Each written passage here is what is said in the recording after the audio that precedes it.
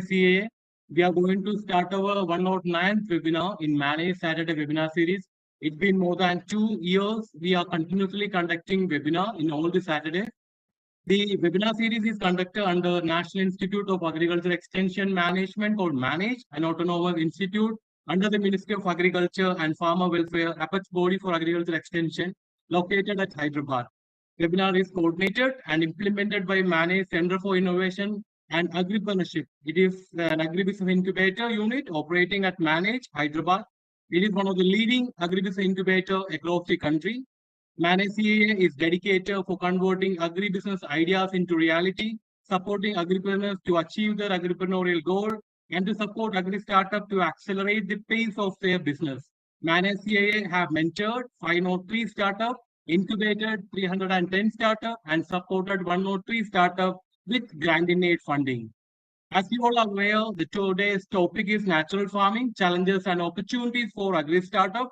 It will be an effective and fruitful session for those startups and entrepreneurs engaged in national farming sector of agribusiness. What all are the opportunities, challenges, scope for new upcoming startup? Everything will be discussed with the two eminent speakers who have joined with us today. Participants, kindly note, please drop questions in the chat box by specifically mentioning the speaker's name. We will take up the relevant question towards the end of the webinar. Last 10 to 15 minutes are exclusively kept for Q&A session. So Mr. Praveen Jayat, the Finance Manager of MANAGE CAA, will be moderating the webinar. To deliver the session, two speakers have joined with us today. I will introduce our first speaker. Our first speaker is Mr. Mayur Ramesh Na, founder and CEO of Jeevamrit Naturals. Mr. Mayur has more than half decades of experience in natural food ecosystem, successfully running multiple businesses, 10 years plus experience in e-commerce business in India and USA. So kindly welcome, sir. Welcome to the session. The floor is all yours. You can now take up, sir. Thank you. Thank you. Just want to check, am I audible? Everyone can hear me? You are perfectly audible, sir. Great. Yeah, thanks a lot. Amit, please enable screen sharing. Please make Mr. Mayush as presenter.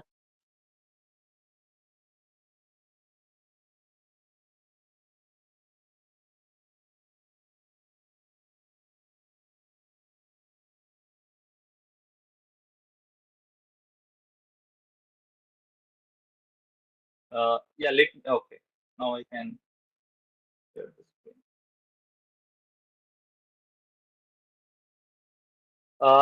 Let me know once my screen is visible. Yeah, it's visible, sir. You can enable full screen mode.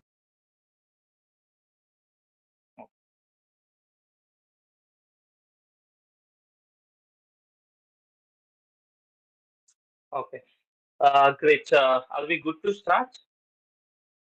Yes, sir. Okay, great. So I will try to keep it short and focus only on the terms mentioned here, and then we'll try to more share about my experience. First of all, good morning, everyone. And it is so amazing to see that focus. When we talk about agri startups, there are multiple things. There is food supply chain. There are agri inputs to the consumer side, the inefficiencies and all those things. Somehow the agri farming, natural farming, organic farming becomes a very niche part of it. And the first question that we end up hearing is, it's very niche market. How much is the market potential? So this is looked at more as a NGO kind of a setup rather than seeing that as a proper business scenario. Um, so really congratulate and thank you to Manage team for focusing on natural farming startups. So bringing these two words together itself is a commendable job. Thank you very much. So I will focus on the startup ecosystem in the natural farming.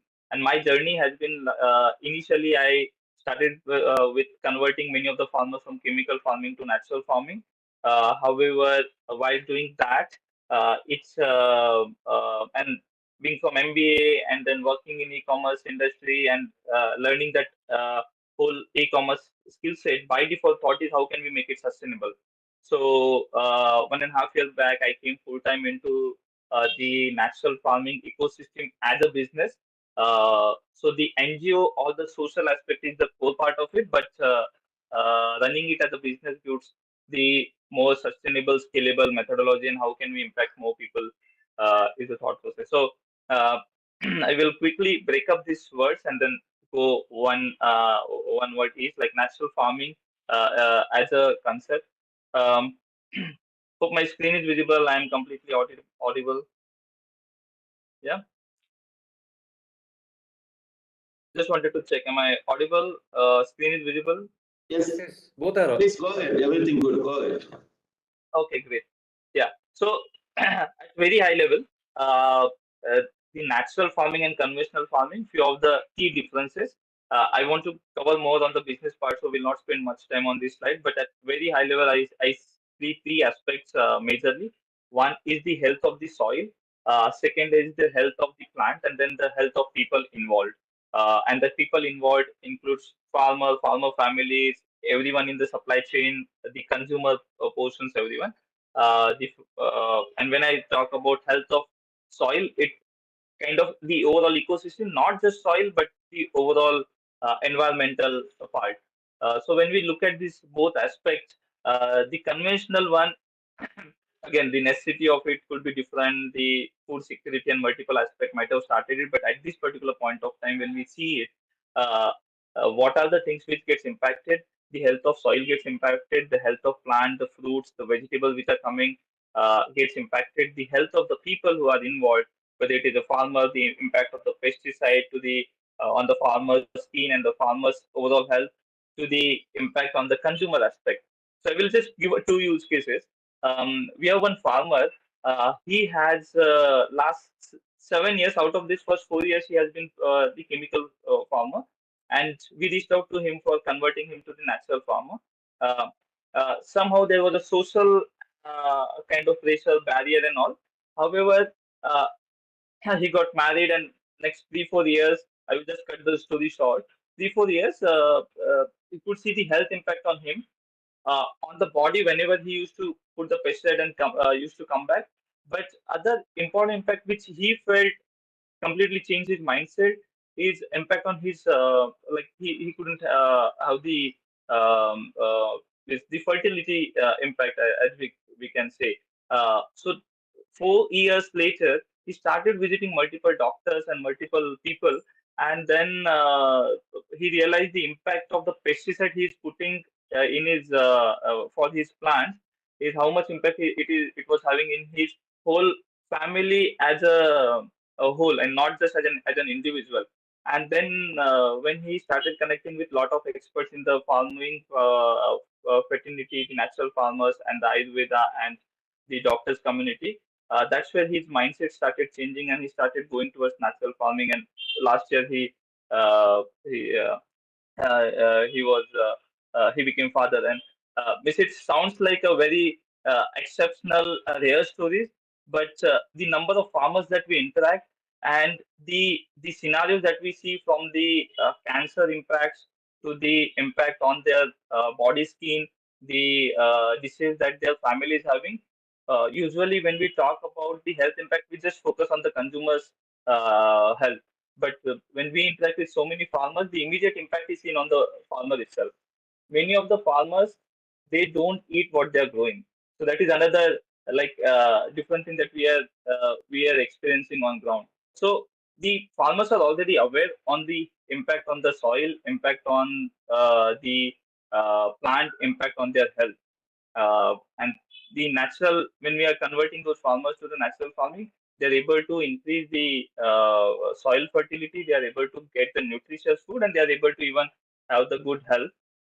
Now the problem where it comes is the economics, the profit part of it, and that's where the companies like us comes into picture, and we try to provide them the market linkage, a different aspect. But this whole circle, when we talk about the soil quality, the use of pesticide, you can see each of the segment, and the bigger lines are on the natural front. Those are the positives that we see, where the nutritional quality is higher, the soil quality is higher, the overall biodiversity is higher, the profitability, because the premium that they get for the providing this natural food and the organic food becomes higher, right? So I have divided this whole uh, natural farming when I'm talking about the startup ecosystem. Usually, when we talk about any business, it is there to solve some problem of particular community or problem of particular stakeholder customer, right? So when we look at the natural farming as a complete ecosystem, I want to go back to the food supply chain. Where does the food supply chain start? So from the agri input to the farm packaging, uh, the whole processing, packaging, then the inbound transportation, distribution, outbound transportation market. So when we are looking at the whole ecosystem, what are the pain points in each of these aspects, and that end up converting it to the opportunity for the startup. Whether to is as a business you cannot do everything. So which are that particular pain point that you are solving with the innovation, with technology, with a passion to solve that and then impact the overall ecosystem. So I've just noted down. So these are the few of the companies which are in different segments of the supply chain. Um, so I will quickly get into a few of the case studies.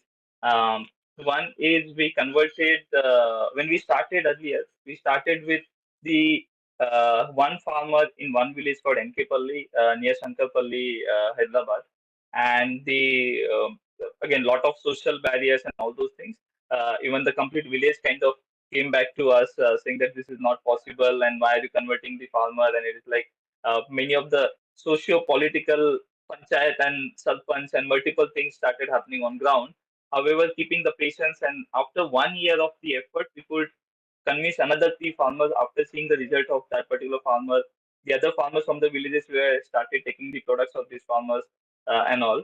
Um, uh, why I'm sharing this particular case study is after 1 year we could convert four farmers. Another 6 months we could convert eight farmers. But the movement is so slow and the economics from a market perspective was not working out. So one is the impact on the soil was positive, impact on the plant was positive, impact on the people was positive. But when we talk about the startups or the business, unless it is sustainable end to end, it becomes challenging. So one learning that we had from this particular case study was you have to think from a clustering perspective, that the supply chain aspect, what we saw earlier, the transportation and then the distribution, uh, having four farmers in one village and having another farmers in like Shadnagar, if somebody is from Hyderabad, these places are like very far, 30 kilometers, 50 kilometers. It becomes challenging to have the market linkages for them in a more efficient way. Second case study I will take here is the organic store. So I had a privilege to support many members here to start the organic stores. I myself ran the organic store for 3.5 years. And we came up with a sustainable model where with a 10 lakh rupees of investment, having the inventory of close to 4 lakhs and the remaining money going into different infrastructure and little bit into the initial marketing and all, coming up with a sustainable revenue of 5 lakh. And that particular as a market, so when we did it, two, three things we realized. One is there is a glamour part to it, and second is there is a passion part to it. The people who are passionate, because one specific thing that we differentiate in the organic versus any other retail part is the communication and the information. So somebody seeing particular product just as a commodity will not be successful here. But somebody seeing the particular product in the store as a storyline, communicating the particular product with the information, with the farmer information, with the authenticity, with what are the benefits of that particular product, we saw that those particular organic stores becoming more successful. Again, the we'll talk about if there are any questions in any of the business models. I can talk in Q&A or later somebody can reach out to me. Third particular use case is on the production side, the improving the product, improving the profitability of a farmer by reducing the cost. So what we saw is there is one farmer called Sridhar. We worked with him in 2017-18. One season when we just listed down what are the different input he's having, what are the timings of the processes that he's following, Jivamrutam, Bijamrutam, all the natural farming as a process, and how much area he's putting it, and what is the output he got. So at product level, at a farm level itself, he was getting the product at almost rupees 40 rupees per kg tomato. That is a cost of production at the product level itself. Then we simplified few things with just Excel, nothing else, nothing big thing we have done, and we could reduce it to 26 in season.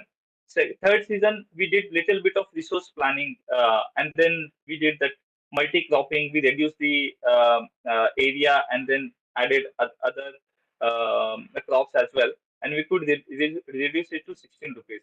So the point I want to convey here is there are with a smaller level of changes in the production improvement process improvement itself, we could see the larger impact, not even the smaller impact, the larger impact in the production cost, and that has a direct impact in the farmer profitability. So each one of these becomes a individual business model itself, right? The fourth is the farmer Vikas from Devgarh. Devgarh is an area in Maharashtra. It's on the Konkan part. The Alfonso mangoes from the Konkan are very famous, right? So one of the interventions that we did here was he is for last 3 years he's following the non-chemical method, like completely chemical-free growing these mangoes. From June, July they start like taking care of the mango plants, and then February, March is the season when they start getting the Alfonso mangoes. However, finally, not having that specific market, he was like taking help of all the distributors and all the agents in between. And his regular income used to be close to 60,000 to 80,000 for that particular season from the plants that he had. We started providing him the direct market to the final consumer. We went to his place, we interviewed him, we took all these samples, we gave it to the lab testing as well, and then the YouTube videos about the farmer and the process that he is following. And then we started doing the promotions in the different gated communities in Hyderabad and Mumbai. So two things happened. We could see one, we could provide him the higher premium prices compared to the what he was getting on the normal market, where the market it used to go to the Vashi and then he will not have visibility at what price it is getting sold and on forward, and always he was getting a lesser price. Second is from a consumer perspective, consumer earlier was not knowing from where the products are coming. Plus, they have to pay the higher prices whenever like it is provided in the nicer packets and all those things. So we could provide them at a lower cost.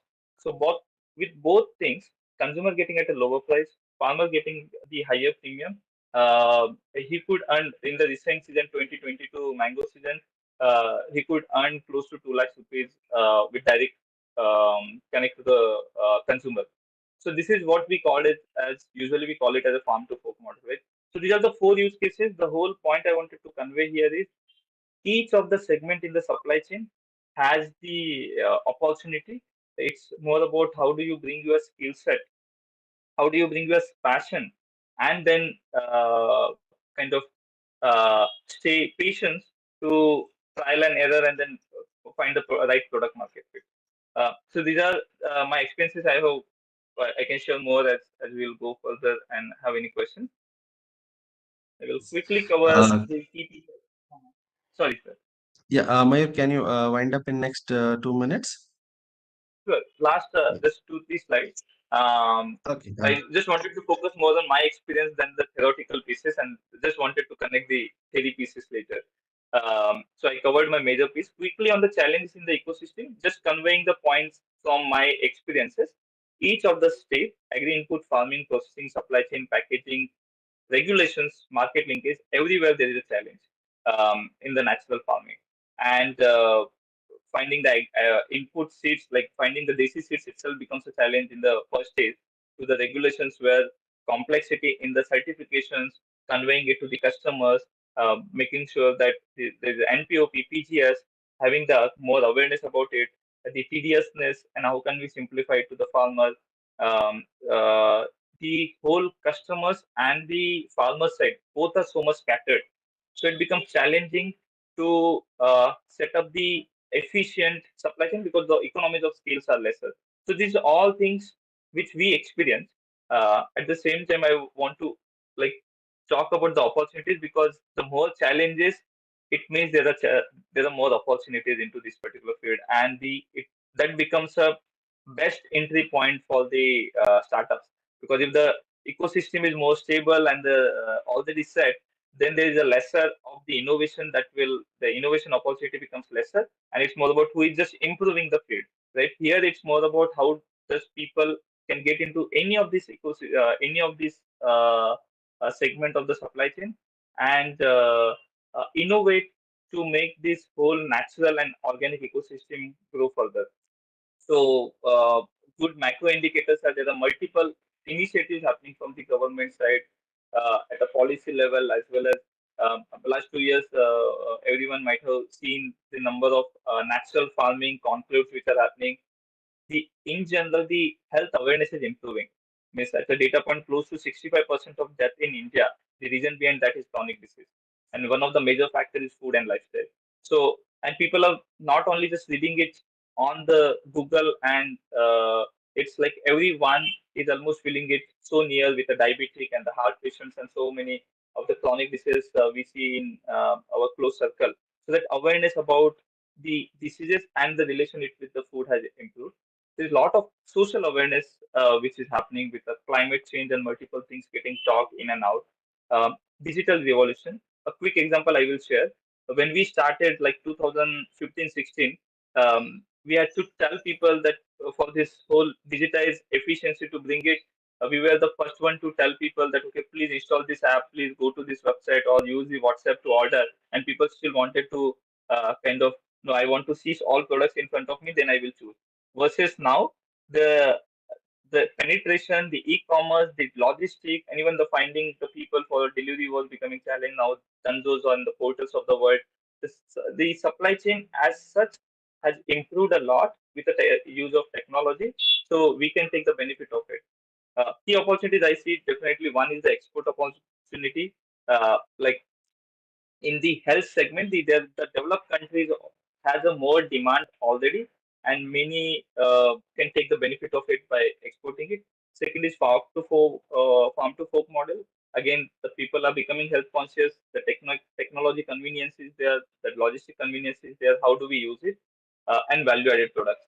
I would say this is one of the like non-visible portion, but there is huge opportunity. The millet segment, which is coming up next year and all, as like what are the different valued products that we can bring it in each of the products. The core part here, this is my contact. I will just end on the couple of core points. One is people coming into this field. My experience is different than the people who come in the other field. The passion and the purpose takes the priority compared to any other aspect.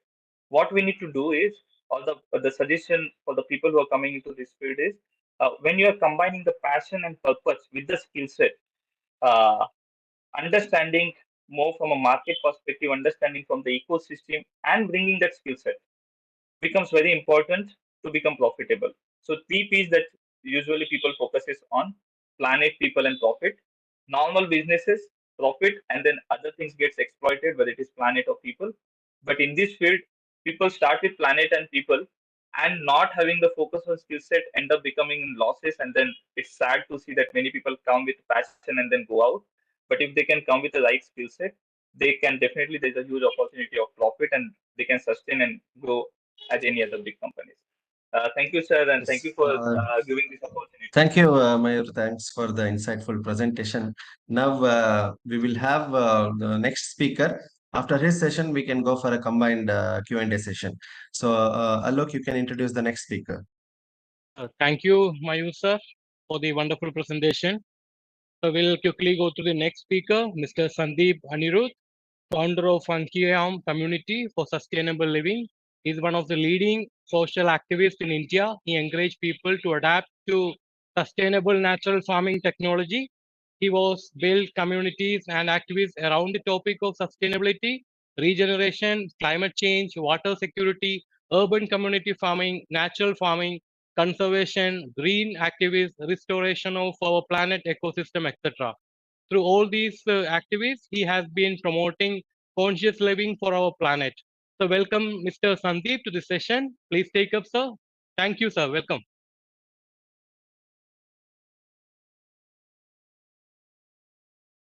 Kindly request you to mute, sir. You're on mute. Please unmute, sir.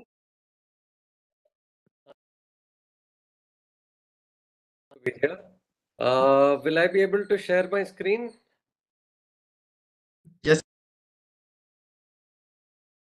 Yeah, we have enabled, sir. You can share the screen now. Okay, thank you.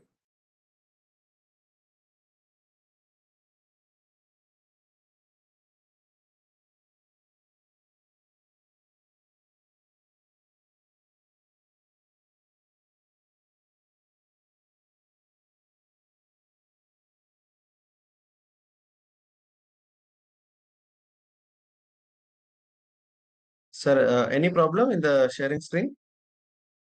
Yeah, I don't know. I'm trying. It's asking me to go to system preferences, and then it says I'm using a Mac, by the way. I don't. Okay, sir, you can do one thing. You send your PPT file to us. We will load it on from our end, not an issue. I'll just share the link. It's a Google. Yeah. Okay, 1 second. I'll just give me 10 seconds. Okay, sir. You can send it to me. I'll load it. Okay, I'm just sending it.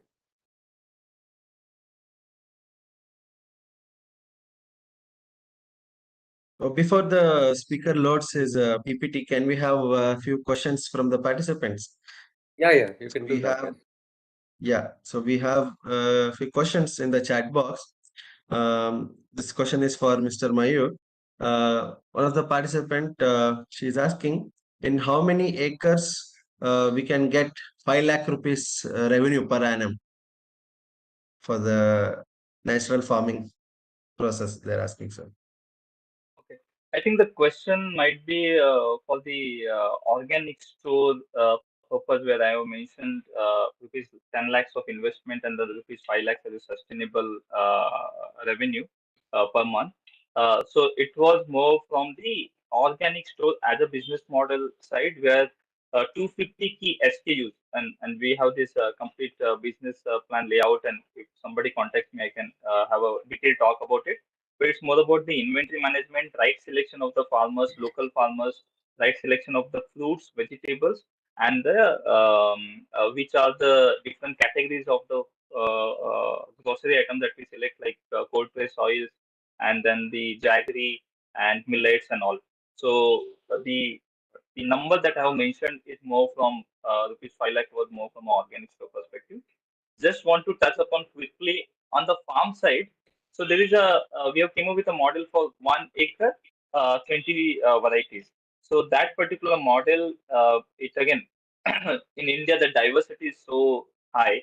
The land, the ecosystem, everything differs so much. So answering the revenue number for which place, what kind of soil it is, what kind of varieties we can take, it really differs as we talk about the place.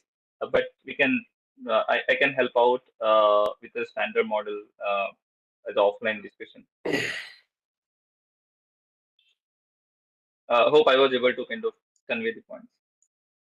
Yes, sir. Sandeep, sir, you can start, sir. Okay, perfect. Thank you. So, see, one of the imperatives I feel, in fact, sorry, I thank Mayur for having gone into the business aspects of, marketing natural farming. So I need not go into that aspect. I will prefer to stick to a more macro perspective of natural farming and its impact in terms of markets, not only from a perspective of startups, but also from a perspective of the planet and from the wider ecosystem.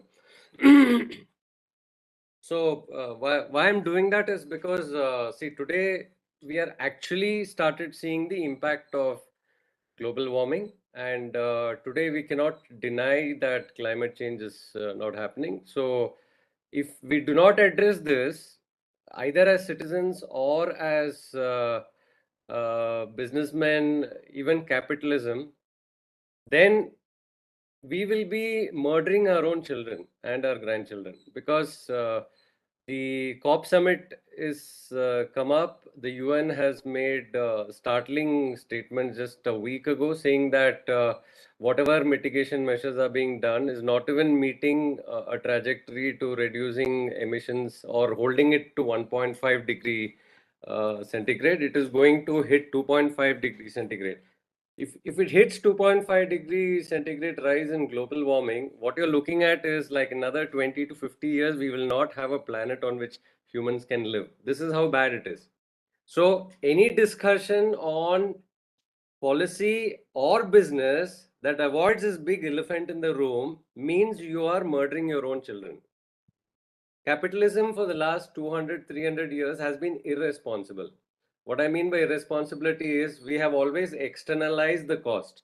We have externalized the cost of destruction to the habitat. We have externalized the cost of destruction to water sources. We have externalized the cost of emissions and causing global warming. We have externalized pretty much every cost, which is why business seems to be profitable.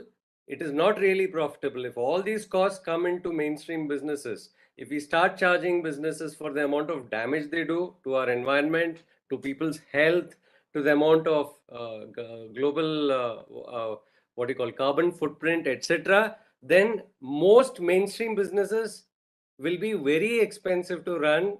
They will not have profits. So this is something we always conveniently ignore. Now, what does a natural farming paradigm bring into the table? Actually, this more or less fixes all those externalized costs.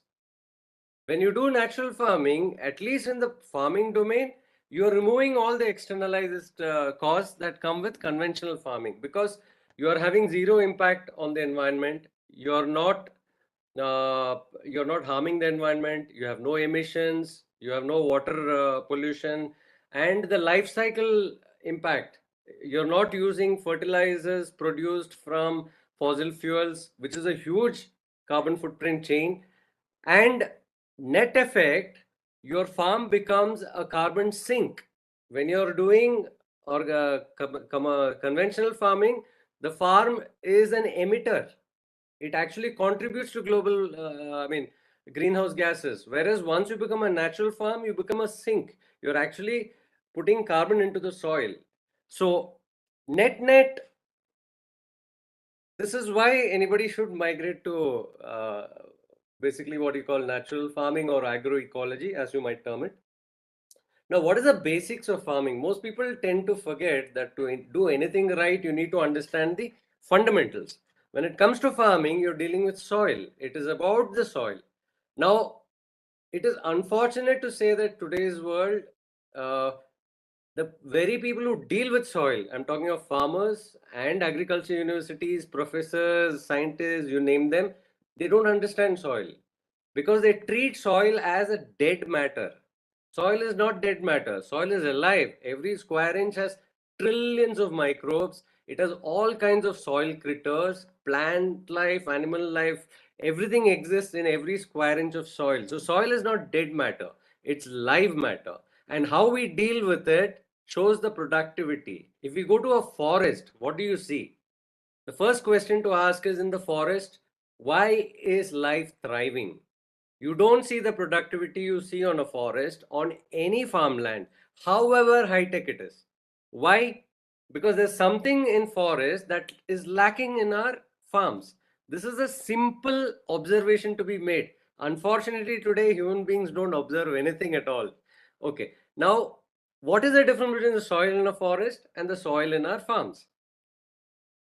If you cut to the chase, soil in a forest is always covered. The sunlight never reaches the soil. This is a simple secret to productivity. We have been doing everything wrong since Green Revolution. In fact, it's a shame to call that a Green Revolution. It should be called the Poison Revolution. So what we've been doing is we've been exposing the soil on our farms. We've been getting rid of our trees. We've been destroying the ecosystem, the micro ecosystem. We have been caking up the soil. We have been compacting it, thereby disturbing everything. The home of microbes is destroyed. Soil critters like earthworms, they will not come when your soil is hot and caked up. Therefore, the soil is completely disturbed. It does not have any nutrition left, which is why we have to add nutrition to the soil in terms of either fertilizers or organic fertilizer. Why? Because we are actually killing the soil first, then we are feeding it with a drip. What does natural farming fix? It just regenerates the soil. You keep the soil covered, you rebuild the ecosystem with biodiversity, then it becomes a regenerative ecosystem. You can grow with almost no effort and almost no cost. Therefore, it is a win-win. So we'll go into the balance sheets. There are about four. I mean, I could just think this was very short notice. In fact, I was thinking this is a very interesting topic for a presentation. But since I just had one day to prepare, I just put down what came to my mind immediately. And since we are addressing business folks or entrepreneurs, I thought I will talk in terms of the language they understand, which is balance sheets. Okay. So I thought there are 3 or 4 balance sheets that matter. Like I said, capitalism can no more concern itself with only its own balance sheet. That is a selfish way to do business, and for which they are villainized the world over now. We have to move towards conscious capitalism. So when you're moving towards conscious capitalism, you not only make a profit, you also should profit the ecology, you should profit the society, you should profit the planet, because without all of this, the business also cannot exist, because nothing else will exist. It's about time we take calls consciously. So first we go to the soil balance sheet. Please move the slide. So the 4 broad balance sheets I'm talking of is soil balance sheet, agriculture balance sheet, health balance sheet, and planet balance sheet. Praveen, can we please move the slide? Yeah, thanks. So the first is soil balance sheet. See, in terms of conventional farming, the farming we see all around us, what happens is typically everything is depleted. The farms themselves look pretty dead. There's no trees, there's no ecosystem, and the soil is completely exposed to the sun. It depletes. About 50 million hectares of farmland in India have gone fallow because of this method of farming, conventional farming, which is called green revolution. There's nothing green about it. If it is killing our land, it is not green. So we should call this out. The tip, and like I said, if there are no microbes in the soil, most people don't understand what they don't see. It is the microbes that fix nutrition for the plant roots. If there are no microbes in the soil, then the plant will not get nutrition. And don't be under the illusion that an NPK or any other form of limited nutrition will give a plant all the nutrition it requires. There are about 200, 300 different micronutrients, most of which we humans do not even understand. We think we know everything, we don't. And what that ecosystem provides to a plant in terms of nutrition, no business, no chemicals can actually substitute. So basically, there is no nutrition in a conventional farm soil. Then, of course, I told you destruction of microbes and earthworms, which also leads to a lot of other depletion, which is water sequestering. Now, a water table will keep depleting because if we kick up the soil, water doesn't go inwards, it goes sideways. If there are no earthworms, you don't have the tunnel networks, which make the soil loose, which actually absorb water every day. In fact, if there's mulch on top of the soil and if the earthworms are active below, every square meter of land extracts about 5 to 6 liters of water from the atmosphere itself. We don't even need rains, which is why on a natural farming ecosystem, the groundwater table will never deplete. In fact, it'll always remain stable. In a conventional farming ecosystem, we are preventing water from entering the soil. Percolation will not happen. Even the groundwater will deplete. That's an added cost. So what happens in a natural farming ecosystem? We restore and regenerate the soil. We bring back biodiversity. We bring back life.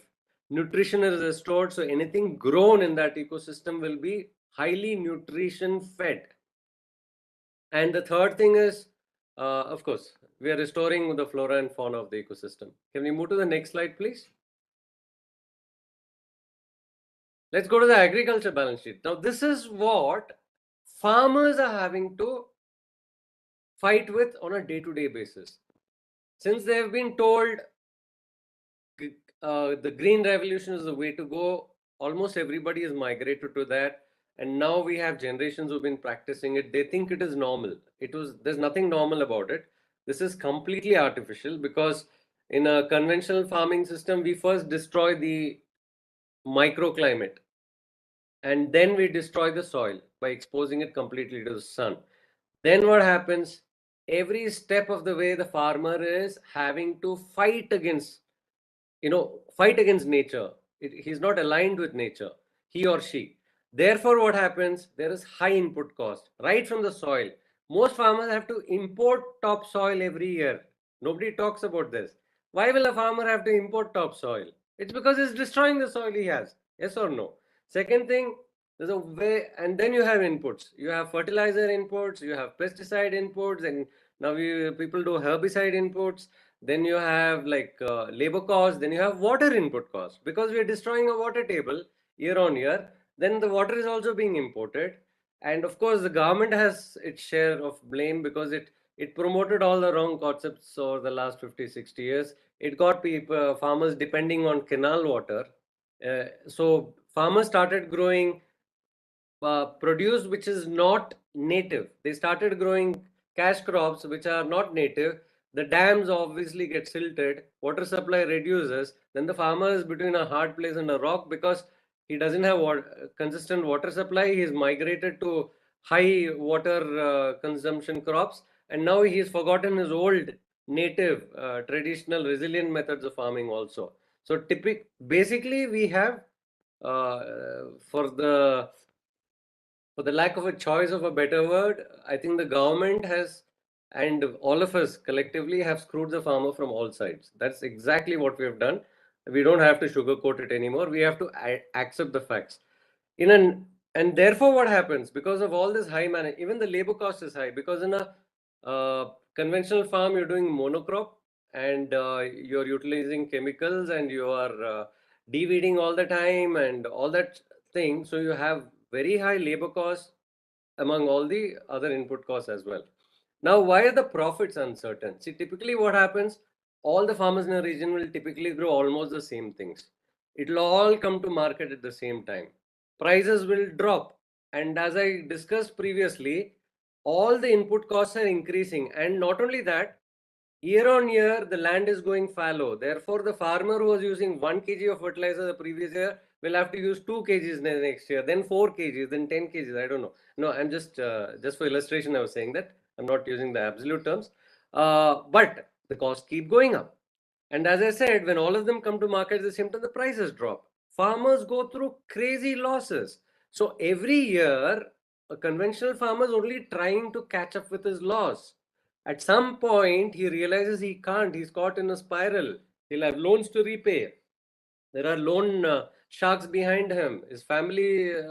Recently, I saw this horrible stories from Rajasthan where farmers' daughters are being sold off and auctioned because they can't repay their loans of just 500 rupees, 1000 rupees. It's sad. So this is the kind of vicious cycle that the farmers get caught into, because he's doing farming where he has to invest. Farm productivity also keeps reducing. Ultimately, that is why they consume their own pesticides and kill themselves. Our farmer suicides are anywhere between 8 lakhs to 10 lakhs. This is very sad. Now, when you go to natural farming, what happens? It's the exact reverse. You're basing the entire activity on farm-based inputs and on the resilience of the local ecosystem. Therefore, there is no maintenance cost. You don't believe in monocropping. You have diverse cropping. It spreads the risk. It spreads the kind of produce you get, and also you're not dependent on 1 or 2 seasons. You're getting produce every single day of diverse crops. Therefore, your incomes are also almost every day. You get daily incomes, and when the cost is low or zero, when maintenance is almost negligible, then what happens? Almost every penny that a farmer sells into the market is a profit. He doesn't need a premium price. He can sell at the regular market price and he will have a high profit compared to a conventional farmer, simply for the fact that he is got rid of all the costs. Now we are not used to seeing this. See, this is a big culture change requirement. We always look at things in terms of we should have X investment and then we will sell it at a price and X minus Y is equal to profit. We should get rid of this mindset, because that applies to a scarcity ecosystem which we have created. It's artificial. There's no scarcity in nature. Nature is abundant. In an abundant ecosystem, we should be in a position to just sell something and it should be a profit. And we should also treat that with respect, because nature gives us abundantly. We should handle it also a responsibility. So therefore, I have visited a lot of natural farmers. Most natural farmers were almost about to give up farming and migrate to cities. Once they adopted natural farming, is the first time they saw profits in decades. And then they were able to turn around. I know farmers who almost do nothing and they earn about 5 lakhs per acre per annum. Now, no profession gives you that kinds of returns. If you start respecting nature, nature will give us abundance. We have been disrespecting nature all this time. That is why farmers were going into loss. This wisdom is what can rescue the farmers. Please, can we go to the next slide? Yeah. Yeah. Now coming Santosh to sir, the, will you able to wind up in next 1 minute? We'll yeah, yeah. take a few I'll, questions from the participants as well. okay, I'll do the next few slides very quickly. Now, the next comes the health balance sheet. In conventional farming, as you already know, there is all kinds of residues on all foods. It poisons all our food. We are consuming poison food, which is why in every street today there is a hospital. If people have missed this correlation, it's because maybe this kind of non-nutritional food also makes us dumb. We don't really observe or question anymore. Now, so we get poison food. All the fertilizers and chemicals that go into the soil obviously go into the soil and into the water stream. So all our water streams, rivers, oceans are poisoned by it. It's killing all kinds of flora and fauna. Consumers buy poison food. Therefore, of course, all of us are just buying poison and poisoning ourselves. And as I explained earlier, the food grown in conventional farming is not nutritious. It is harmful, and it also doesn't give us the nutrients that we require. In natural farming, that gets corrected. We have healthy, poison-free food. Our ecosystem is secure. It doesn't get, our water streams are secure. Consumers become healthier because everybody eats better food, and we all get nutritious food. Next slide, please. Now the planetary balance sheet. Because why? We only have one home. Remember, that is Earth. If there's no Earth, we are homeless. There is no other planet we have discovered where we can live yet. Despite all the claims of going to Mars, that's not going to happen. So, where we look at a conventional farming ecosystem, it's a net carbon emitter. It causes carbon emission right from fossil fuel usage to transportation to all kinds of things to destruction of the local ecosystem, which makes it an emitter, and it doesn't take carbon into the soil. It puts carbon into, and by some estimates, about 30% of all greenhouse gases come from farming. That is worldwide. I put the estimate at almost 50%. This is my personal point of view, because you have to look at the life cycle, and the life cycle starts with the use of fossil fuels, fertilizers, chemicals, this water usage, excess water usage, import of water, import of all kinds of things. So basically, I think it's much more, and this is one of the biggest causes for the climate change and the climate crisis and climate emergency we are facing today. In fact, if all the farming, we are looking for solutions to, in fact, COP27 summit is ongoing right now. They are looking for solutions to climate crisis. In fact, this can be the easiest and one of the biggest impact to change climate by going to natural farming, because then the farms become net carbon sequesters. It puts carbon into the soil. It's potentially the best way to solve the climate problem also, because we will be regreening the planet. We will be recreating forests across the planet. Next slide, please. Hello. Yeah, thanks. So what do we, coming to the last major point that will be of import to entrepreneurs and the markets as a whole. See, in the present context of climate emergency, we need, a lot of things need to shift, a lot of things. And the paradigm shifts are necessary. And if you look at sustainability in any area of life, localization is a key component. Anything that's local is sustainable. Anything that is moves away from local creates more and more carbon footprint. This is very simple. It's X plus Y equals Z. It's as simple as that. So if you look at solutions, they're always local. They say go local in terms of consumption, go local in terms of activities, go local in everything. So how do we apply that to a farming context? See, about 30 to 50% of all the food that is produced goes waste. And furthermore, just rots in our big warehouses, like, Food Corporation of India, if you go there, you'll only find food rotting. Basically a rotting system. What we need, one, we need healthy food. We need people in every geography to get that healthy food. And people should be able to source it locally. Now, the markets right now are focused on globalization. We are trying to move all kinds of food from X to another place thousands of miles away. Then it finds its way into processing, and then it goes like 5 or 6 times around the globe before anybody consumes anything. It's very sad. Now, that actually causes a lot Sir, of can we take few questions? That's only 10 minutes left. No, I'll just make the last point.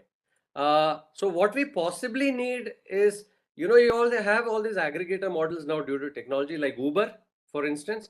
What does Uber do? It just plays a role as a platform, enables buying and selling in every geography. Mostly it's local. So similarly, can we create markets which are local in every economy using a platform or multiple platforms like Uber? It is probably $1 trillion opportunity. Can all the startups who are putting their minds to these things think of something like this? Create a Uber for farming. It will make farming local. It will make farm selling also local, and it will reduce the footprint on the globe, which will potentially save our planet. Thank you. Okay. I'm Thank very you, sir, sorry I took more for time the than presentation. expected. Sorry. Yeah, we have a few participants who have raised their hands to ask questions to the speaker. So I'll admit Mr. Rakesh Chandravanshi. Mr. Rakesh, you can ask the question to the speaker directly. Amit, can you unmute Mr. Rakesh? Yes, Rakesh, you can ask the question.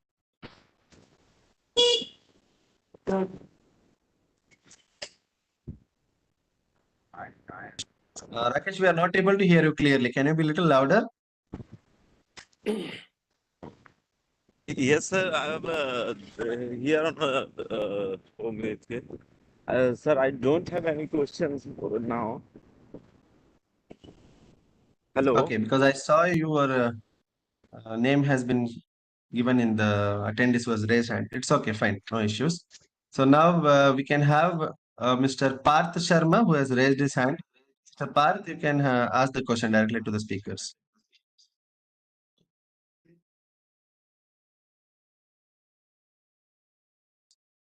Mr. Parth, can you hear us? Hello. Yes, you can proceed. You can ask question. Yes, you're audible. Sir, one thing I just want to ask the major difference between the natural farming and the organic farming. Since I'm from Punjab and we are a great trend of organic farming, means people are talking about, mean it's a hot topic in our area. And how it's different from the natural farming, right? So, in which is better, I want to ask. Asking about organic farming versus natural farming. Yes, sir. Okay, okay. Yeah. So any speakers who would like to answer? Will I take it? Yes, sir. Yeah. So basically,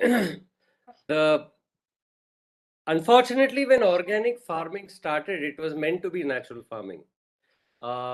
That's if you look at the organic farming movements in the 70s, 80s, 90s, they were actually looking at how to move away from chemical farming, which is based on a lot of different paradigms, to something that is aligned with nature. One small mistake occurred. A lot of markets wanted to buy into that movement to make profits. Typically, this is what happens with capitalism. You move in and you try to make money out of whatever. So a lot of greenwashing happens. So while natural farming addresses how to restore the ecosystem, you're talking of aligning with nature.